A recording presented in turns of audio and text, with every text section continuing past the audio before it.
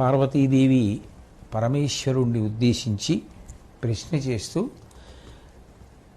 సమస్త ధర్మముల యొక్క సారం ఏది ప్రధానముగా అనుష్ఠించవలసినటువంటి ధర్మం అయి ఉంటుంది అని అడిగితే శంకరుడు పార్వతీదేవికి జవాబు చెప్తూ, హింస చెయ్యకుండా ఉండడం అనేటటువంటిది ధర్మములలోకెల్లా అత్యుత్తమమైనటువంటి ధర్మం. కానీ ఈ హింస చేయకుండా ఉండడము అనేటటువంటి మాటని చాలా జాగ్రత్తగా అర్థం చేసుకోవాలి, అన్వయం చేసుకోవాలి. హింస చేయకుండా ఉండడము అంటే అసలు మన ప్రయత్నంతో ఏ ప్రాణికి హింస జరగకుండా చూడడము అన్నది బాహ్యార్థం. కానీ శంకరుడు అంటాడు పార్వతీదేవితోటి, భూమి మీద చీమలు నడుస్తూ ఉంటాయి, చిన్ని చిన్ని కీటకాలు నడుస్తుంటాయి. మన పని మీద మనం వెళ్ళిపోతాం. వాటిని తొక్కేయాలనో వాటిని చంపేయాలనో మనకి ఉద్దేశ్యం ఉండదు. కానీ అవి మన పాదముల కింద పడి నలిగి మరణిస్తాయి. అట్లాగే ఆకాశంలో అంటే గాలిలో ఈ దోమల వంటివి తిరుగుతూ ఉంటాయి. అవి ఒక్కొక్కప్పుడు పెద్ద శబ్దం చేతనో లేకపోతే మనం వెడుతున్నప్పుడు తగిలు మరణించవచ్చు. అప్పుడు అది కావాలని మనం చంపింది కాదు, కానీ మన వలన అవి మరణించాయి. అట్లాగే తల వెంట్రుకలలో పేలు ఉంటాయి. ఆ పేలు ఎక్కువైపోతే అవి నెత్తురు తాగుతాయి. ఒకటి, రెండు, తలలో చాలా ఇబ్బందిగా ఉంటుంది. అందుకని ఆ పేలు పోగొట్టుకోవడం కోసం వ్యక్తి ప్రయత్నం చేసి ఆ పేలని పోగొట్టుకుంటారు. అంటే ఆ పేలని చంపినందుకు ఆయనకి దోషం వస్తుందా? అట్లాగే బట్టలని ఆశ్రయించి ఒక రకమైనటువంటి చిన్ని చిన్ని కీటకాలు ఉంటాయి. అవి బట్టల్ని పాడు చేసేస్తుంటాయి. కాబట్టి బట్టల్ని కాపాడుకోవడం కోసమని ఆ బట్టల్ని దులపడమో లేకపోతే అందులో ఏదైనా బాగా సుగంధభరితంగా ఉండేటటువంటి వస్తువులను ఉంచడం ద్వారా ఆ బట్టలకు పట్టేటటువంటి పేలు మరణించేటట్టుగా చూస్తారు. అది హింస కిందకు వస్తుందా అంటే శంకరుడు జవాబు చెప్తూ, అవి హింస కిందకి రావు. ఎందుకని అంటే వాటిని చంపాలి అన్న ఉద్దేశ్యంతో ఏ ప్రయత్నమూ జరగలేదు. వ్యక్తి తన ప్రయత్నంలో తాను, తన కార్యక్రమంలో తాను చేయవలసిన పనులలో తాను నిమగ్నమై ఉన్నాడు. ఉండగా ఆయన ప్రయత్నం లేకుండా, ఆయన సంకల్పం లేకుండా, ఆయన చంపాలన్న ఇచ్చ ఆయనకి లేకపోయినా అనుకోకుండా జరిగినటువంటి హింస ఏది ఉందో అది హింస కిందకి రాదు. ఇంటిని శుభ్రంగా ఉంచుకోవాలి, చీపురు పెట్టి ఇల్లు తుడుచుకుంటారు. తుడిచినప్పుడు కొన్ని జీవులు మరణిస్తాయి, దానివల్ల దోషం రాదు. చాట పెట్టి చెరుగుతారు, అప్పుడు కొన్ని జీవులు మరణిస్తాయి, దాని వలన దోషమేం రాదు. వంట చేసుకుంటారు, చేసుకున్నప్పుడు అగ్నియందు పదార్థము తప్తమవుతుంటే కొన్ని జీవులు మరణిస్తాయి, దానివల్ల దోషం రాదు. ఎందుకని అంటే వ్యక్తి యొక్క ప్రయత్నం, అంటే వ్యక్తి ప్రత్యేకంగా దేనినో చంపాలి అన్న ఉద్దేశ్యంతో ఆయన ప్రవర్తించలేదు. ఆయన తన వంట తాను చేసుకుంటున్నాడు, తాను నడుస్తున్నాడు, తాను తిరుగుతున్నాడు. అవి అనుకోకుండా, ఆయన ప్రయత్నం లేకుండా అవి ఆయన వలన మరణించాయి. అందుకని అది హింస కిందకి రాదు. ఆ విషయాన్ని చాలా జాగ్రత్తగా అన్వయం చేయవలసి ఉంటుంది సుమా అని చెప్తూ, దైవాధీనంగా చనిపోతున్నటువంటి ప్రాణులు ఏవి ఉన్నాయో అందులో అహంకారరహితుడై తన ప్రయత్నం అందులో ఏమీ లేకపోతే పురుషుడికి అంటే వ్యక్తికి ఏ విధమైనటువంటి పాపము అంటదు అని చెప్తూ శంకరుడు కొన్ని గంభీరమైనటువంటి విషయాలు అహింస గురించి ప్రస్తావన చేశాడు. దివియలోబడు పురువు దివియ ఎత్తిన వారిన్ పాపంబు వందునే ఓపి దున్న నాగేటి మొన చచ్చు నానావిధ ప్రాణులు అన్నరు పొందునే అఘము వారు తమ పనులు సేయ విధాతృవశమున ఆయువు తెగినట్టి జంతువులు సచ్చు నేను సంపితిమని ఇంచుకేనియు అహంకారంబు వారికి కలుగదు అట్లుగాన చూవి వారి కల్మషమొందదు పుణ్యపాపములకు బుద్ధి మూలమని శివుండు మరియునను హింసబోలెనై అధిక ధర్మమైన విధము వినుము. పార్వతీదేవితో మాట్లాడుతూ చీకటి పడిపోయిన తరువాత గృహస్థు ఇంట్లో దీపాలు వెలిగించుకుంటాడు. దీపాలు వెలిగిస్తే ఆ దీపం ఏదో తినే పదార్థం అనుకుని ఈ రెక్కల పురుగులు వచ్చి ఆ దీపం మీద పడతాయి. పడినప్పుడు ఎన్నో దీపపు పురుగులు మరణిస్తూ ఉంటాయి. దీపపు పురుగుల్ని చంపుదామని దీపం పెట్టాడా, చీకటి పడిపోయింది కాబట్టి ఇంట్లో వెలుగు ఉండాలని దీపం పెట్టుకున్నాడా? ఇంట్లో వెలుగు కోసం దీపం పెట్టుకున్నాడు తప్ప దీపపు పురుగుల్ని చంపడం వ్యక్తి ఉద్దేశ్యం కాదు. అందుకని ఆ దీపము మీద పడి అన్ని పురుగులు మరణించిన దాని వలన దోషం ఆ దీపం పెట్టిన వారికి రాలేదు. అట్లాగే రైతు భూమి దున్ని పంట వేసి ఎందరికో అన్నాన్ని అందించడం కోసమని ప్రయత్నం చేస్తూ ఉంటాడు. ఆ నాగలి పట్టుకుని భూమిని దున్నుతున్నప్పుడు ఆ నాగేటి చాలు భూమి లోపలికి చొచ్చుకుపోయి ముందుకి కదిలినటువంటి కారణం చేత ఎన్నో ప్రాణులు మరణిస్తూ ఉంటాయి. అక్కడ వానపావులు ఉంటాయి, ఏవో కీటకాలు ఉంటాయి. ఇవన్నీ కూడా నాగేటి చాలు తగిలి మరణిస్తుంటాయి ఆ ఒరిపిడికి. అంత మాత్రం చేత అదంతా జీవహింసా దోషం కింద రైతుకు పడుతుందా? ఆయన వాటిని చంపడం కోసం పొలం దున్నలేదు, పంట పండించుకోవడం కోసం పొలం దున్నాడు. ఆయన ప్రయత్నంలో ఆయన ఉండగా ఆయనకి చంపాలన్న బుద్ధి లేకపోయినా వాటి ఆయుర్దాయం అయిపోయి అవి మరణించడానికి అది కారణమైంది. అందులో వ్యక్తి ప్రమేయం లేదు కాబట్టి వ్యక్తి హింస చేసినట్టు శాస్త్రమునందు స్వీకరించరు పార్వతి. వేరొక విషయం ప్రధానమైనది గుర్తుపెట్టుకోవలసినది ఏది అంటే పుణ్యపాపములకు బుద్ధి మూలమని శివుండు. ఎప్పుడైనా సరే ఒక ప్రాణి మరణించింది అంటే అట్లా చంపాలన్న బుద్ధి ఈయనకి ఏమైనా ఉందా అన్నది చూస్తారు తప్ప ఆయన ఏం చంపాలనుకోలేదు. ఆయన భూమి దున్నుతుంటే చనిపోతే, దీపం పెడితే చనిపోతే, ఇల్లు తుడుచుకుంటే చనిపోతే, వంట చేసుకుంటూ ఉంటే చనిపోతే ఆయన ఏం చేస్తాడు? అది విధివశం చేత వాటికి ఆయువు తీరిపోయిన కారణం చేత మరణించాయి అని భావన చేస్తారు తప్ప దాని వలన హింసాదోషము వ్యక్తికి అంటదు అని చెప్తూ, దానికోసమని చెప్పి మనిషి నేను హింస చేశాను అని చెప్పి బెంగ పెట్టుకోవలసినటువంటి అవసరం ఉండదు సుమా పార్వతి అని శంకరుడు పార్వతీదేవికి చెప్పాడు. తర్వాత పార్వతీదేవి వేరొక గంభీరమైన ప్రశ్న వేసింది. ఇవన్నీ నేను మళ్ళీ చెప్తున్నాను, ఆ తల్లి తెలియక అడుగుతున్నవి కావు, ఆవిడ సర్వజ్ఞ. మనకి చెప్పించడం కోసం, మనకి ప్రామాణికంగా విషయం మీద పరిజ్ఞానాన్ని కల్పించడం కోసం ఆ తల్లి శంకరుణ్ణి పరిప్రశ్న చేసి శంకరుడి జవాబులు లోకమునకు అందేటట్టు చేస్తోంది. కొంతమంది భూమి మీద శివ సిరి సంపదలతో తొలతూగుతుంటారు, గొప్ప ఐశ్వర్యం ఉంటుంది, ఎంతో సంతోషంగా ఉంటారు. మరికొందరు కష్టాలతోటి ధనం లేక బాధపడుతూ ఉంటారు. ఇట్లా ఎందుకు జరుగుతుంది? ఈశ్వరుడికి తనంత తానుగా పక్షపాతం ఉండదు, ఎవరిని బాధ పెట్టాలనేటటువంటి కోరిక ఉండదు, ప్రత్యేకంగా కొంతమందిని ఎవరినో సుఖపెట్టాలనేటటువంటి ఇచ్ఛ ఉండదు. అటువంటప్పుడు వృషద్విచిత్రతల్పయోర్ భుజంగముక్తికస్రజో గరిష్టరత్నలుష్టయో సుహృద్విపక్షపక్షయో తృణారవింద చక్షుషో ప్రజామహీ మహేంద్రయో సమప్రవర్తయన్మన కదా సదాశివం భజే అంటారు. అన్నిటి యందు సమబుద్ధి కలిగినటువంటి పరమేశ్వరుడికి ఈ తారతమ్యములను సృష్టించడంలో కర్తృత్వం లేనప్పుడు మరి దేని చేత కొంతమంది ఐశ్వర్యవంతులు అవుతున్నారు, కొంతమంది ఏ కారణం చేత ధనము లేక బాధపడుతున్నారు, నాకు తెలియచేయవలసింది అని అడిగితే పరమేశ్వరుడు జవాబు చెప్తూ, అనుటయు శంభుడిట్లను దయన్ బలి భిక్షము పెట్టలేమి కుందిన చెలి చుట్టమున్ పిలిచి దీనత వాపి అపాపవృత్తి చెల్గిన తొలుపాము కల్గునరు లెస్సగమంచు విధాత నిష్కృపాత్ముని అతిలోభ దూషితుని దుర్గతి దుఃఖితి చేయు పార్వతీ. ఒక్కొక్క వ్యక్తికి కొంతమంది బంధువులు ఉంటారు, కొంతమంది స్నేహితులు ఉంటారు.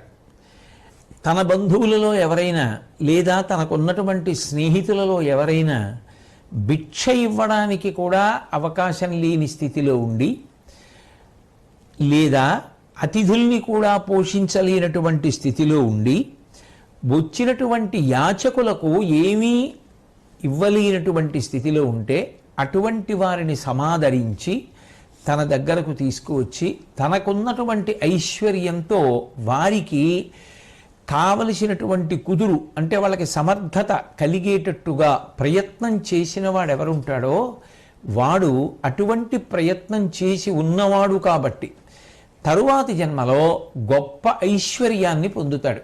ఎందుకని అంటే ఆయన స్వచ్ఛందంగా అయ్యో పాపం వాళ్ళు కష్టంలో ఉన్నారే, తినడానికి లేదే, ఒకళ్ళకి పెట్టలేకపోతున్నారే, బాధపడుతున్నారే అని చేరదీసి మన స్నేహితుడు కదా, మన బంధువు కదా అని ఎవరు పోషించారో, ఎవరు ఊరట కల్పించారో, ఎవరు అటువంటి వారికి చేయూతనిచ్చారో అటువంటి వారు తరువాతి జన్మల యందు గొప్ప ఐశ్వర్యవంతులవుతారు.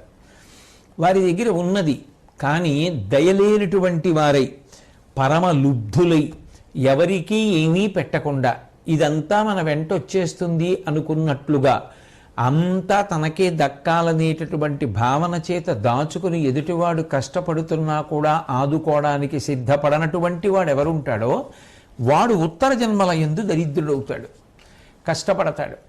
కాబట్టి ఈ తారతమ్యం ఎందువల్ల వచ్చింది అంటే చేసిన కర్మ వలన వచ్చింది తప్ప ఈశ్వరుడి యొక్క పక్షపాతము వలన రాలేదు. కాబట్టి విను, అలుకయు కూర్మియు లేవనవద్య యజ్జనములందును విధికిన్ మును చేసిన కర్మము ఫలమనుభవ గోచరము చేయు అంతియు తరితోన్. పరమేశ్వరుడికి ప్రత్యేకంగా ప్రేమ లేదు, పరమేశ్వరుడికి ప్రత్యేకంగా ఎవరి యందు కోపము లేదు. కానీ తారతమ్యములు ఎందుకు ఏర్పడుతున్నాయి అంటే చేసినటువంటి కర్మ వలన ఏర్పడుతున్నాయి. అందుకే కష్టంలో ఉన్న ఉత్తమ కర్మలు చేసుకుంటూ వెళ్ళిన వాళ్ళు, తాము చెయ్యగలిగినటువంటి పుణ్యం చెయ్యగలిగినటువంటి వాళ్ళు ఉత్తరోత్తర జన్మల యందు తప్పకుండా ఐశ్వర్యవంతులు అవుతారు, ఈశ్వరానుగ్రహమునకు పాత్రులవుతారు. ఒక్కొక్కసారి పరమేశ్వరుడు అనుగ్రహించిన నాడు వారి ఆ దారిద్ర్యము అక్కడితో పరిసమాప్తమైపోయి వారు ఇప్పుడే ఇక్కడే ఈ జన్మలోని ఐశ్వర్యవంతులు కావచ్చు. కాబట్టి శంకరుడు పార్వతీదేవితో మాట్లాడుతూ ఆయాసపడకుండనర్ధంబు చేరుడు వారు పాత్రజనంబు దార పిలిచి తొలుమేను వెట్టిన ఎలగు దయాఢ్యులు ధనసిద్ధి బహుళ ప్రయత్నమున కలుగు మనుజులు పూర్వజన్మమున అర్ధులు తమ్ము నడుగా దాపక ఇచ్చినట్టి వారలు ఆయాసమునను విత్తాగమం బెడలెడు జనులు ముందరి పుట్టువన కృపా విహీనులై యాచకుల నలయించి పిదప నిడని లోభులు ముదిసి ధనేశుడగు నరుండు ప్రాయంబున కీడ గంగడగి తొంటి భవమున ఈగికి తొడగినతడు. పరమేశ్వరుడు అనేకమైనటువంటి తారతమ్యములను చూపిస్తున్నాడు. కొంతమంది కొన్ని రకాలుగా విభవాన్ని పొందుతుంటారు. ఇలా ఎందుకు వస్తూ ఉంటుంది ఈ భేదం అన్నదానికి ఆయన కారణం చెప్పాడు. చెప్పి 4గా విభాగం చేసి మాట్లాడుతున్నాడు. అందులో కొంతమంది ఎక్కువ శ్రమ పడవలసినటువంటి అవసరం లేకుండా వాళ్ళు ఏ కార్యక్రమాన్ని ప్రారంభం చేసినా దాని వలన విశేషమైనటువంటి లబ్ధి పొంది గొప్ప ఐశ్వర్యాన్ని పొందుతూ ఉంటారు. అట్లా వాళ్ళు ఎక్కువ కష్టపడవలసిన అవసరం లేకుండా కించిత్ ప్రయత్నంతో ఎక్కువ ఐశ్వర్యాన్ని పొందగలగడానికి వాళ్ళకి బాగా కలిసి వచ్చిందండి అంటారు. అట్లా కలిసి రావడానికి కారణం ఏమిటి అంటే వారు గత జన్మలో తమంత తాముగాని లేని వారిని ఆదరించి దగ్గరికి తీసి వారికి పోషణ కల్పించినటువంటి వారు. కాబట్టి వాళ్ళకి ఈ జన్మలో భగవంతుడు కించిత్ ప్రయత్నంతో కలిసి వచ్చేటట్టుగా చేస్తాడు. ఇక 2వ వారు ఉంటారు, వాళ్ళు కొంచెం కష్టపడి ధనాన్ని సంపాదిస్తారు, కష్టపడతారు, ధనాన్ని కూడా అట్లాగే పొందుతారు. అట్లా పొందడానికి కారణం ఏమిటి అంటే గత జన్మలలో తమ దగ్గరకు వచ్చి ఈ సహాయం చేసి పెట్టండి అని యాచించినటువంటి వారిని రేపు చేస్తాను, ఏదో ఓ వారం పోయాక కనపడండి, నెల పోయాక కనపడండి అని తిప్పకుండా తమకు తోచినంత సహాయాన్ని ఆ వచ్చినటువంటి వారికి చేసిన వారెవరు అంటే వారంతట వారుగా పిలిచి చేసిన వారు కాదు, కానీ వచ్చిన వారికి మాత్రం లేదనకుండా సహాయం చేసిన వారు. అటువంటి వారెవరుంటారో వారికి చేసిన ప్రయత్నములు సిద్ధిస్తాయి. కొద్దిగా కష్టపడవలసి ఉంటుంది, కానీ కష్టము ఫలితాన్ని ఇస్తుంది. వాళ్ళు నష్టపోవడం, బాధపడిపోవడం, ఉన్నది పోవడం ఇట్లాంటి బాధలు వారికి ఉండవు. ఉండకుండా వాళ్ళు సంతోషంగా ఉంటారు. మరికొంతమంది ఎంత శ్రమపడినా పాపం ఉన్నది జారిపోతుంటుంది తప్ప వారికి కొత్తగా వచ్చి చేకూరదు. అది నిజంగా చాలా బాధాకరమైన విషయం. ఎంత కష్టపడినా ఎంత శ్రమపడినా ఎప్పుడూ కష్టమే, ఎప్పుడూ దరిద్రమే తప్ప ఎప్పుడూ గుండెల మీద చెయ్యేసుకొని సంతోషంగా మనకేమిటి అని ఉండగలిగినటువంటి స్థితిని కొంతమంది పొందలేకపోతున్నారు. పార్వతి దానికి పరమేశ్వరుడి ప్రమేయం లేదు. దానికి కారణం ఏమిటో తెలుసా? ఎవరైనా గత జన్మలలో వారిని ఆశ్రయించినప్పుడు సహకారము చేయగలిగిన శక్తి ఉండి కూడా ఏవేవో మాటలు చెప్పి ఇప్పుడు చేస్తాను అప్పుడు చేస్తాను అని ఆశ పెట్టి తిప్పి తిప్పి వారికి ఏ ఉపకారం చెయ్యకుండా రిక్తహస్తాలతో పంపించేసిన వారు ఉంటారే, అటువంటి వారికి ఏ ప్రయత్నం చేసినా ధనము సమకూడదు. ఎందుకంటే గత జన్మలలో చేసినటువంటి కర్మలు. అట్లాగే కొంతమందిలో ఎట్లా ఉంటుంది అంటే, వారు పడుచుదనంలో ఉన్నప్పుడు అంటే మంచి ఓపిక ఉన్నప్పుడు ఎవ్వరికీ ఏమీ చేయరు.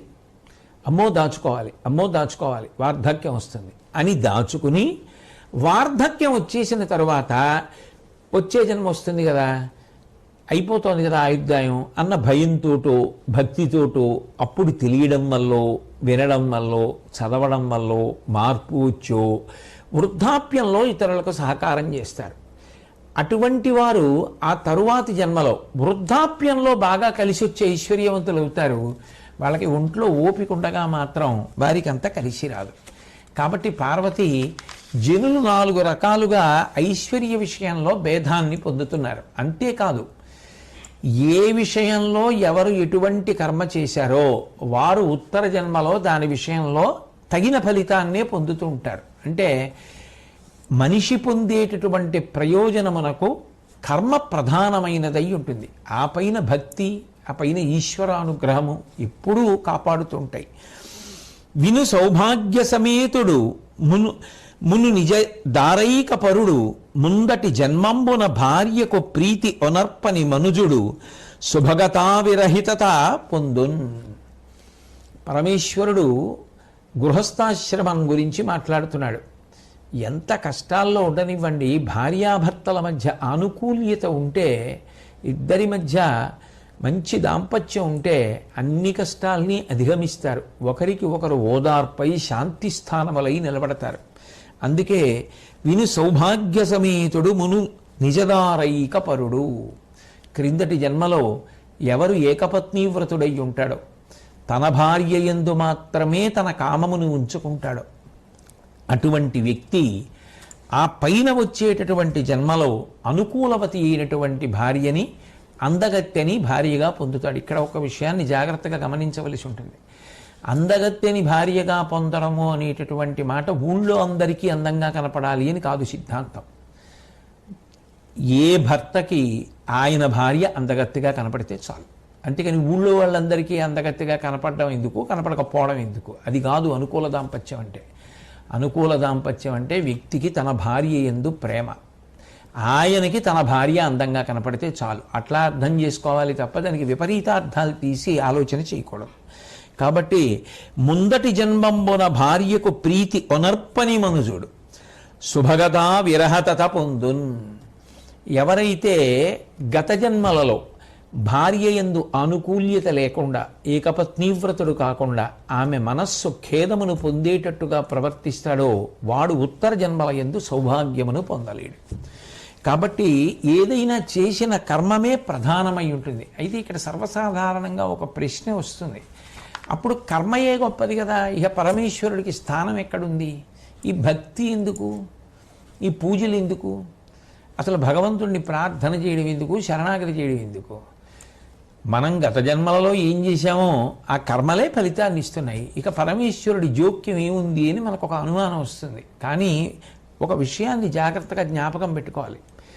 గత జన్మలలో పాపకర్మలు చేసిన వాడైనా, దుఃఖమును అనుభవించవలసిన వాడైనా, ఈ జన్మలో పెద్దల వలన జాగ్రత్తగా శాస్త్రాన్ని తెలుసుకొని భగవంతుని యందు నిరతిశయ ప్రీతి ఎవరు పొందుతాడో వాడి విషయంలో భగవంతుడు కర్మ ఫలితాన్ని ఇచ్చేటప్పుడు రద్దయినా చేయగలడు, బాగా తగ్గించేయగలడు.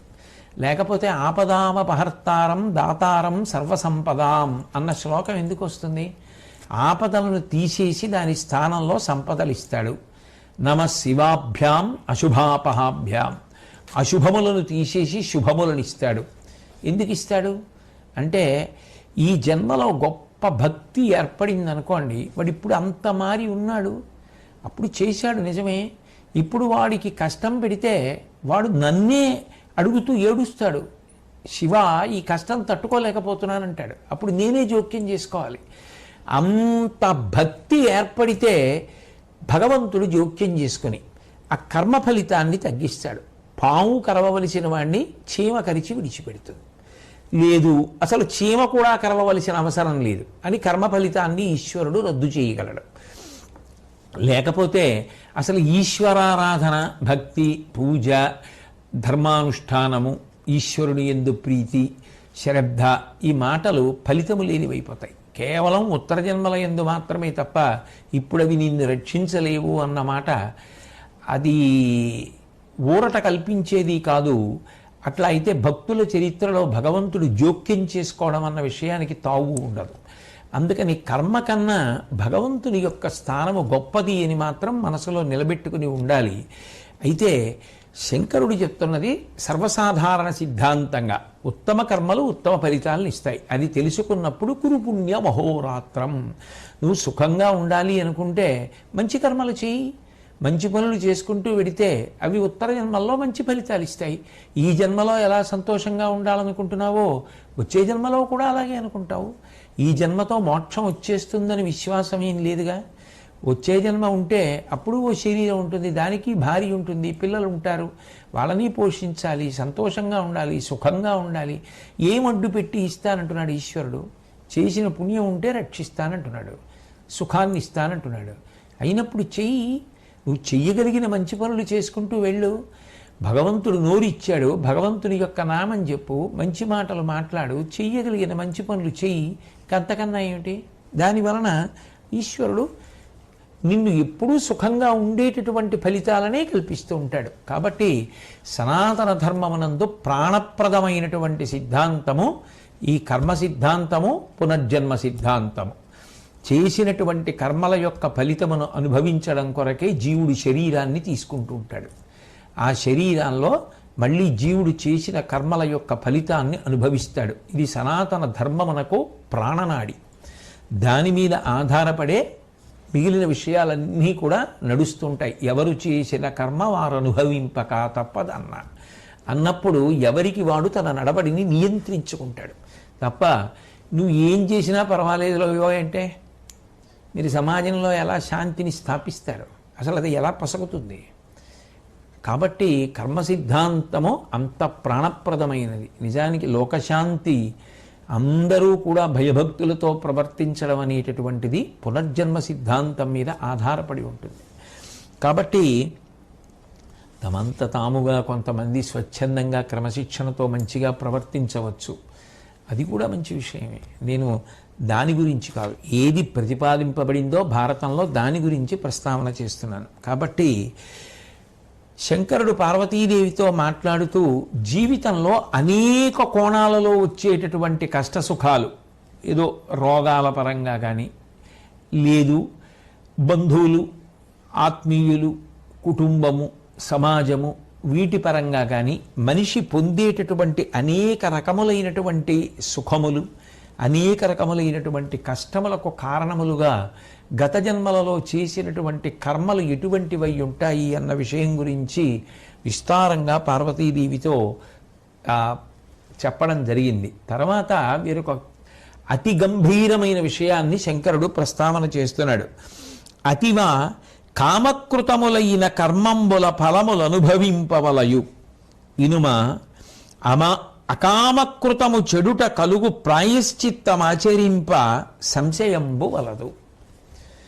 ప్రయత్నపూర్వకంగా, బుద్ధిపూర్వకంగా, కోరి అది చెయ్యాలి అని తాను అనుకుని చేసిన తప్పుకు ప్రాయశ్చిత్తము లేదు. మరి దేనికి ప్రాయశ్చిత్తం ఉన్నది? అకామకృతము చెడుట కలుగు ప్రాయశ్చిత్తం ఆచరింప. అది తనకి తెలియదు, చెయ్యకూడని పని అని తెలియక చేశాడు. లేదు, అది చెయ్యకూడని పని అని తెలిసినా పరాకుగా చేశాడు. పరాకుగా అంటే బుద్ధిపూర్వకంగా చేసింది కాదు, తన ప్రయత్నం లేకుండా జరిగింది.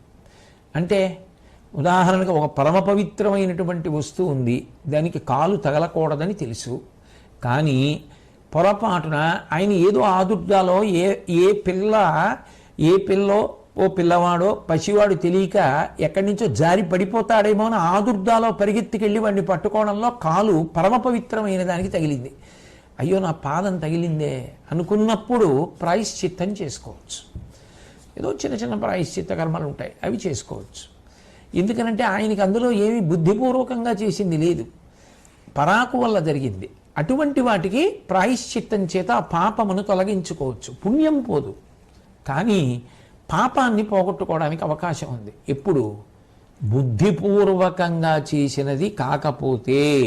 ప్రాయశ్చిత్త కర్మ చేత పార్వతి మనిషి ఆ కర్మను తొలగించుకోవచ్చు, ఆ ఫలితాన్ని పోగొట్టుకోవచ్చు. కాబట్టి చాలా జాగ్రత్తగా తెలుసుకోవలసిన విషయం ఏమిటి అంటే, దేవతలు కానీ రాక్షసులు కానీ మునులు కానీ ఎవరైనా కానీ ఎవరు చేసిన కర్మకి ఫలితాన్ని వారు అనుభవించవలసిందే.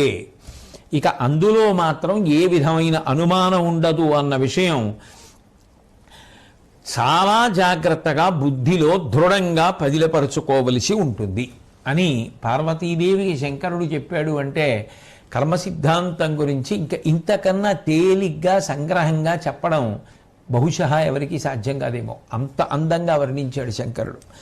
తరువాత పార్వతీదేవి మరణము అంటుంటారు కదా, చనిపోయింది ఆ ప్రాణి అంటారు కదా, ఆ చనిపోవడము అన్న మాటకు అర్థం ఏమిటి అని అడిగితే నిత్యుడాత్ముండు దేహమనిత్యము అతడు ముదిమి తెవులున వికృతమై అది వికలత పొందుటయు దాని తొరగి తా పోవునట్టి దశకు మరణమన్ వేరయ్యత్ తనులతాంగి. ఒక శరీరంతో జీవుడు ఈ లోకంలోకి వస్తాడు, కొంత కాలం అయిపోయిన తర్వాత అది వృద్ధాప్యాన్ని పొందుతుంది, వికారములు పొందేస్తుంది, శరీరం అంతా ముడతలు పడిపోతుంది, సంధిబంధములన్నీ సడలిపోతాయి, అనేకమైనటువంటి రోగములు ఆ శరీరంలోకి ప్రవేశిస్తాయి.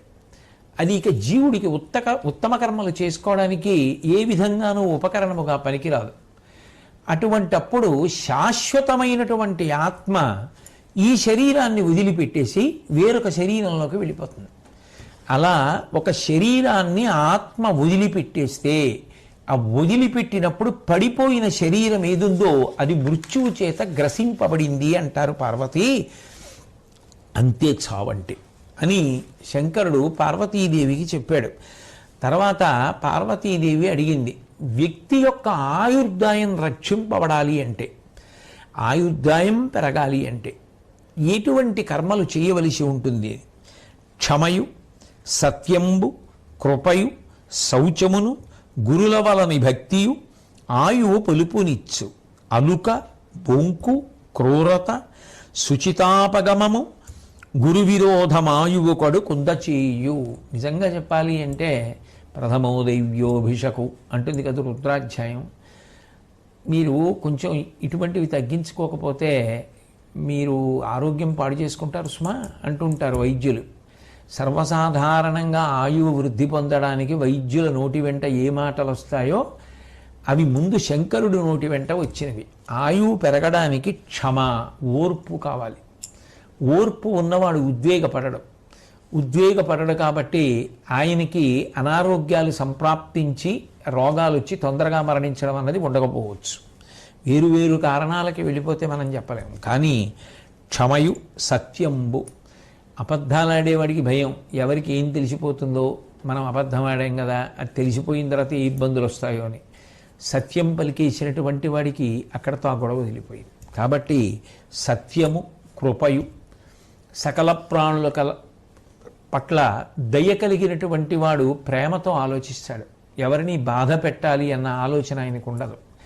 అటువంటి ఆలోచన లేనప్పుడు పరమ ప్రశాంతంగా ఉంటాడు. కాబట్టి దయయు కృపయు శౌచమును, బాహ్యంలోనూ శౌచంతో ఉండడం, శుచిత్వంతో ఉండడం, లోపల మంచి భావాలతో ఉండడం. ఇప్పుడు అందరు చెప్పేది అదే కదా, భోజనం చేసే ముందు శుభ్రంగా చేతులు కడుక్కోండి, 1కి 10 మాటలు చేతులన్నీ సబ్బుతో కడుక్కుంటూ ఉండండి. ఇవన్నీ ఎప్పుడో శంకరుడు చెప్పినవే. ఆరోగ్యంగా ఉండడమే ఆయుర్దాయం ఉంచుకోవడం. అయినప్పుడు ఆయువు ఆరోగ్యం లేని ఆయువు అని కాదు కదా అన్వయం. ఆయుర్దాయం అంటే ఆరోగ్యంతో కూడుకుని అనే అన్వయం చేయవలసి ఉంటుంది. అయినప్పుడు బాహ్య శౌచము, ఆంతర శౌచము ఈ రెండూ నిలబెట్టుకోవడం. గురువుల మీద భక్తి.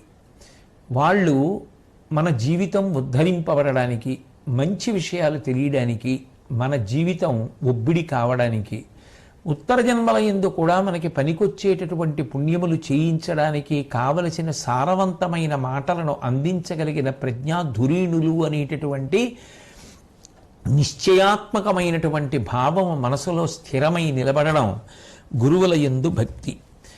ఈ లక్షణములు ఎవరికి ఉంటాయో వాళ్ళకి ఆయుర్దాయము వృద్ధి పొందుతుంది. అలుక, కోపం, అయిందానికి కాందానికి ప్రతిదానికి కోపం, ఆ కోపం చేత ఉద్వేగం, ఆ కోపం ఉన్నవాడు ఊగిపోతూ ఉంటాడు, నిద్రపోడు. ఏమవుతుంది? ఏ రక్తపోటో వస్తుంది, ఆయన ఆరోగ్యమే పాడవుతుంది, ఆయుర్దాయం చెడిపోతుంది. బొంకు, అబద్ధాలు ఆడిన వాడికి ఎప్పుడు భయమే. అబద్ధం ఆడి చేశాను, అది తెలిసిపోతే ఏమవుతుందో, నలుగురిలో ఏమడుగుతారో అని ఎప్పుడూ బెంగే. క్రూరత, మనసంతా క్రౌర్యంతో నిండిపోయి ఏ ప్రాణిని బాధ పెడదాము అన్న ఉద్దేశ్యంతో తిరుగుతున్నాడు అనుకోండి, ఎవరు ఆదరిస్తారు? ఎవరు అటువంటి వాడితో ప్రేమగా ఉంటారు?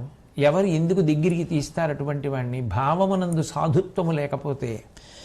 అట్లాగే శుచితాపగమము. శుచితాపగమము అంటే శౌచము లేకపోవడం. ఇందాక ఆయుర్దాయాన్ని పెంచితే శౌచం, అది లేకపోతే ఆయుర్దాయం పోతుంది. గురు విరోధము, గురువుగారితో విరోధం పెట్టుకోవడం. అసలు అంతకన్నా అర్థం లేని విషయం లోకంలో ఇంకోటి ఉండదేమో. ఇటు గురువుగారి మీద విరోధం పెట్టుకోవడం ఏమిటి, ఆయన్ని పాడు చేద్దామని ప్రయత్నం చేయడం ఏమిటి, ఆయనకు అపఖ్యాతి తేవడానికి ప్రయత్నించడం ఏమిటి, ఆయన గురించి అబద్ధాలు చెప్పడం ఏమిటి, ఎందుకు వచ్చింది ఇవన్నీ అంటే, ఇటువంటి పనులన్నీ దేనికి పనికొస్తాయి అంటే ఆయువు నశించిపోవడానికి కారణములు అవుతాయి. కాబట్టి పార్వతి, ఆయువు నిలబడడానికి కారణములవి, ఆయువు తరిగిపోవడానికి కారణములవి అని చెప్పి ఆయన తపస్సు చేసేటటువంటి వారు అంటే ఏకాగ్ర దృష్టి, అనేకమైనటువంటి తపస్సు యొక్క కోణములను పరమేశ్వరుడు చెప్పాడు. బ్రహ్మచర్యానుష్ఠానము చేతనం, ఆహారం తీసుకునేటప్పుడు ప్రియముగానూ ఉండాలి. ఆహారము కూడా ఒక భోగము, ఎందుకంటే అది తినడము చేత ఒక సుఖము, ఒక సంతోషము కలుగుతాయి. కాబట్టి ప్రియమైనటువంటి ఆహారమే తినాలి, కానీ మితంగా తీసుకోవడం అలవాటు కావాలి. ప్రియమైన ఆహారం కదానని అపరిమితంగా తింటే అది వ్యాధికారకమవుతుంది. ప్రియమైనది, మితమైనది, దైవర్పితమైనది, సాత్వికమైనది, న్యాయార్జితమైనది ఆహారము ఆయువుని పెంచుతుంది. అలాగే చాలా తొందరగా వృద్ధాప్యం వచ్చేసేటట్టుగా, అంటే శరీరం ఒడిలిపోయేటట్టుగా ఏ రోగములు చేస్తాయో అటువంటి వాటిని నివారించడానికి, ప్రాణములనే తీసేయగలిగినటువంటి రోగములను హరించడానికి వీలైనటువంటి ఔషధములను వైద్యుడు సాక్షాత్ పరమేశ్వరుడన్న నమ్మకంతో ఆయన చెప్పినవి తగిన మోతాదులో పుచ్చుకొని పథ్యం చేసిన వారికి ఆయువు నిలబడుతుంది. కాబట్టి ఇవి ఆయుర్దాయం పెరగడానికి కారణములు సుమా అని శంకరుడు పార్వతీదేవికి బోధ చేశాడు.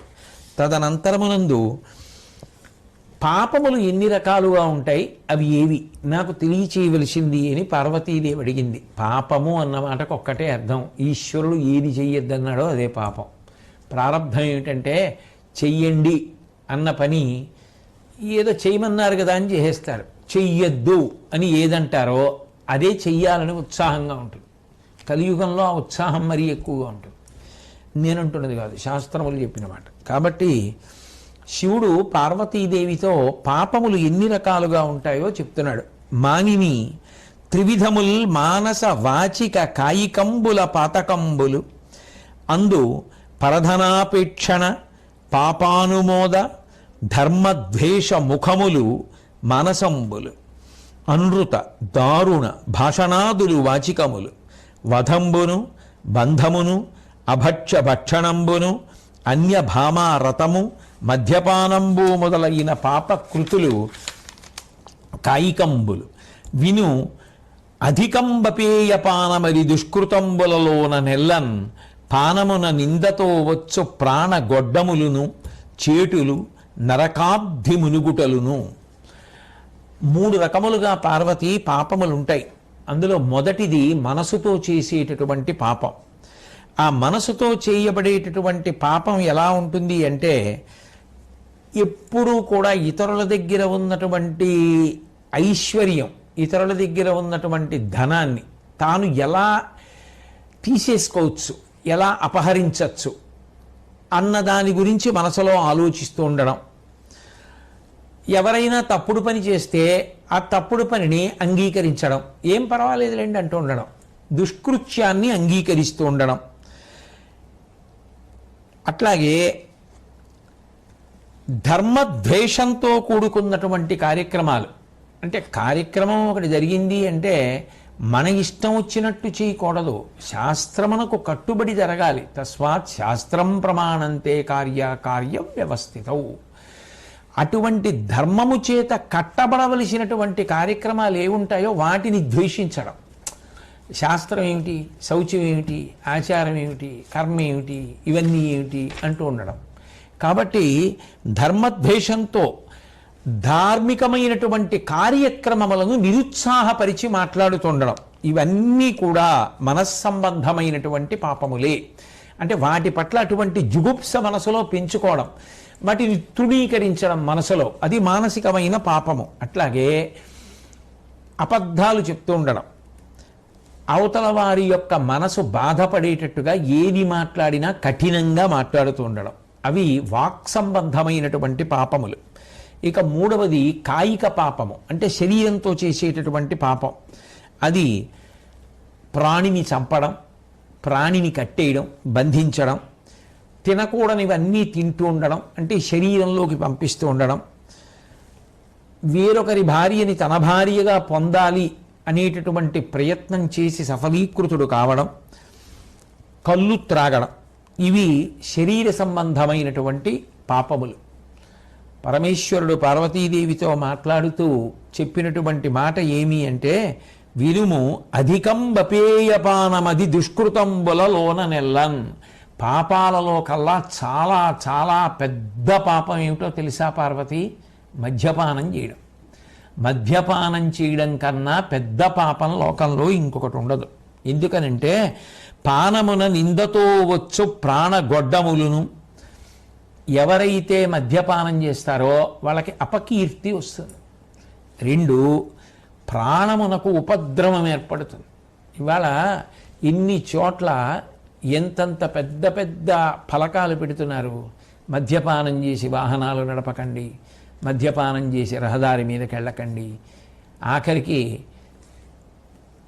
ఆ వాహన చోదకులను ఊపిరిని పరీక్ష చేసి ఈయన కానీ మద్యపానం చేసి నడుపుతున్నాడా అని ప్రత్యేకంగా రక్షకభటులు పట్టుకోవలసినంత అగత్యం ఏర్పడుతోంది. అంటే అది ఎంత ప్రమాదకరమైనది.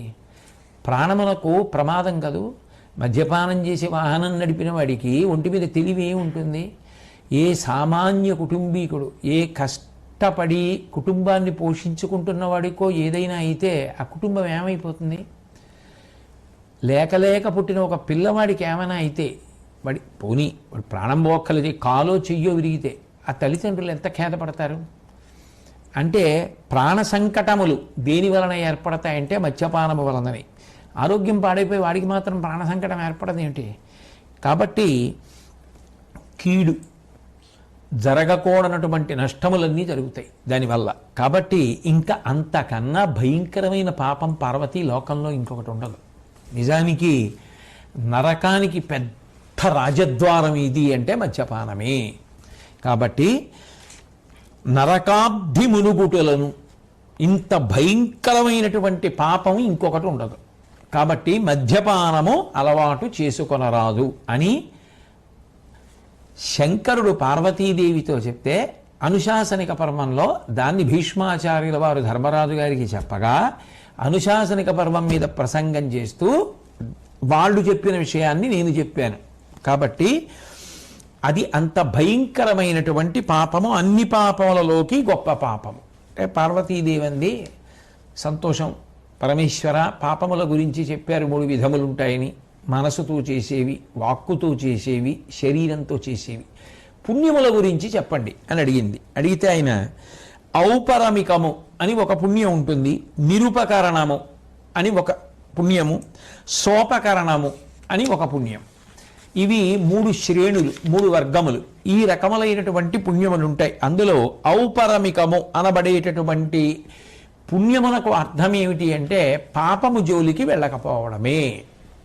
నిషిద్ధ కర్మ నేను చెయ్యను, నేను ఆ తప్పు వైపుకి నేను వెళ్ళను అన్న భావన పొందాడనుకోండి, అదే పుణ్యం అన్నాడు పరమేశ్వరుడు. అది ఎందుకు వస్తుంది అంటే తనంత తానుగా రావడం కొంతవరకే, కానీ ఎక్కువ ఎందుకు వస్తుంది అంటే మంచి మంచి గ్రంథములను పరిశీలించడం చేత, ధర్మశాస్త్రం మీద నమ్మకం కలగడం చేత, గురువు గారు చెప్పినటువంటి మాటలు, శాస్త్రములు చెప్పినటువంటి మాటల మీద విశ్వాసము కలిగినందున, ఋషిప్రోక్తమైనటువంటి వాంగ్మయాన్ని బాగా చదువుకుని అనుష్ఠాన పర్యంతంలోకి తెచ్చుకోవాలనేటటువంటి జిజ్ఞాస పెరిగిన కారణం చేత ఏవి బంధహేతువులో, ఏవి బాధాకారణములో, ఏవి పునర్జన్మల యందు ఇబ్బందులు పెడతాయో వాటి జోలికి నేను వెళ్ళను. ఇప్పటికిప్పుడు అందులో ఏదైనా సంతోషం ఉండొచ్చు, కానీ అవి తర్వాత నన్ను చాలా ఇబ్బంది పెట్టేస్తాయి, అందుకని నాకొద్దా పాపం అని ఎవడు పాపము జోలికి వెళ్ళడో అదే పుణ్యం. ప్రయత్నపూర్వకంగా పాపం చేస్తే ఓ సంతోషం ఉంటుందని తెలిసినా వెళ్లకుండా వదిలేశాడు అంటే వాడి శ్రద్ధావంతుడు కదా, వాడికి గురువాక్యం మీద శాస్త్రం మీద నమ్మకం ఉంది కదా. చిన్న పిల్ల వడ్డాణం పెట్టుకుని ఆడుకుంటోంది, ఎవ్వరు లేరు, ఆ అమ్మాయి వడ్డాణం కింద పడిపోయింది, ఆ పిల్ల ఆడుకుంటూ ఆడుకుంటూ వెళ్ళిపోయింది. ఆ పిల్ల ఎవరి పిల్లో, ఏ వాటాలో ఉంటుందో అన్నీ ఆయనకి తెలుసు, ఆయన తీసుకుని దాచేసుకోవచ్చు. పట్టుకెళ్ళి అమ్మా చిన్న పిల్లకి పెట్టారే, జారిపోయింది, పడిపోయింది, ఎవరైనా చూస్తే అని పట్టుకెళ్ళి ఇచ్చేయచ్చు. బంగారాన్ని దొంగతనం చేసి దాచుకుంటే కట్టి కుడిపేస్తుంది అనుకోవాలి అంటే అప్పటికప్పుడు వచ్చి ఎవరు ఏం చేసేయరు, కానీ శాస్త్రం మీద గురువు మీద నమ్మకం ఉండాలి. పట్టుకెళ్ళి ఇచ్చేస్తే ఎంత కష్టపడి ఆ తల్లిదండ్రులు చేయించుకున్నారో, ఎంత కష్టపడ్డారో అని పట్టుకెళ్ళి ఇచ్చేస్తే పరమేశ్వరుడు నిన్ను అనుగ్రహిస్తాడనడానికి ఉత్తర క్షణంలో వచ్చి నిన్ను మెచ్చుకొని నీ భుజం మీద ఓ తట్టి ఆయన ఏమీ నీకు కితాబులు ఇవ్వడు, కానీ దానికి శాస్త్రము గురువు ప్రమాణం. పాపము చెయ్యకుండా ఉండడం ఎప్పుడు వస్తుంది? శ్రద్ధ వలన వస్తుంది. కాబట్టి పాపం చేయకపోవడమే ఒక పుణ్యం పార్వతి. ఆ పుణ్యమునకు ఔపరమికము అని పేరు. అట్లాగే 2వ రకమైనటువంటి పుణ్యం ఉంటుంది, దానిని నిరుపకరణము అని పిలుస్తారు. అంటే పాపాన్ని వదిలిపెట్టేసి ప్రయత్నపూర్వకంగా మంచి పనులు చేయడం, పరిశుద్ధంగా ఉండడం, సత్యమును పలకడం, శమదమాదులను పాటించడం, అంటే ఇంద్రియముల యొక్క నియంత్రణ, మనసుని నిగ్రహించుకోగలగడం, రుజు ప్రవర్తన, వ్రతాలను ప్రీతితో అనుష్ఠించడం, ఉపవాసం ఉండడం, అంటే ఎంత సాత్విక పదార్థం తీసుకుంటే శరీరం ఉత్తమ కర్మలు చేయడానికి యోగ్యంగా నిలబడుతుందో అట్లా పదార్థాన్ని తీసుకుని ఉత్తమ కర్మల యందు నిమగ్నం కావడం, బ్రహ్మచర్యాన్ని నిలబెట్టుకోవడం, ఇవన్నీ కూడా పుణ్యములు. కాబట్టి అటువంటి పుణ్యములు ప్రయత్నపూర్వక కర్మలు, వాటిని పార్వతి నిరుపకరణము అని పిలుస్తారు. ఇక 3వ పుణ్యం ఉంటుంది. ఆ 3వ పుణ్యము ధనాన్ని వెచ్చించి చేస్తారు. శాస్త్రము మీద నమ్మకం, గురువాక్యం మీద నమ్మకంతో పాటుగా తాను కష్టపడి ధార్మికంగా సంపాదించినటువంటి ద్రవ్యాన్ని ఇది మనని ఉద్ధరిస్తుంది అన్న నమ్మకంతో చేస్తారు. అందులో దానము, నేను ఇంత కష్టపడి సంపాదించింది ఎవడికో ఇచ్చేయడం ఏమిటి, ఇచ్చేస్తే అది నన్ను ఉద్ధరిస్తుందా అంటే ఉద్ధరిస్తుంది అన్న నమ్మకంతో త్యాగం, తాను సంపాదించింది ఇంకొకరికి దానం చేశాడు. అంతా కాకపోవచ్చు, కొంత భాగం ఆ దానము చేతను. అట్లాగే పితృశ్రాద్ధము, దీని గురించి అనుశాసనిక పర్వంలో భీష్మాచార్యుల వారు శంతన మహారాజు గారి యొక్క విశేషం గురించి చెప్పడం దగ్గర నుంచి శ్రద్ధతో చేసేది అన్న విషయాన్ని నిన్నటి రోజున మనం ప్రసంగంలో పరిశీలించడం జరిగింది. కాబట్టి పితృదేవతలకు సంబంధించినటువంటి శ్రాద్ధాది కర్మలను నిర్వర్తించడం చేతను మనిషి 3వ రకమైన పుణ్యాన్ని పొందుతాడు. అది సోపానకరణము అంటారు. ఈ 3 రకములైనటువంటి పుణ్యములను కూడా చేయగలిగిన వాడు ఎవరుంటాడో వాడు విశేషంగా భగవంతుడి యొక్క అనుగ్రహాన్ని పొందుతాడు.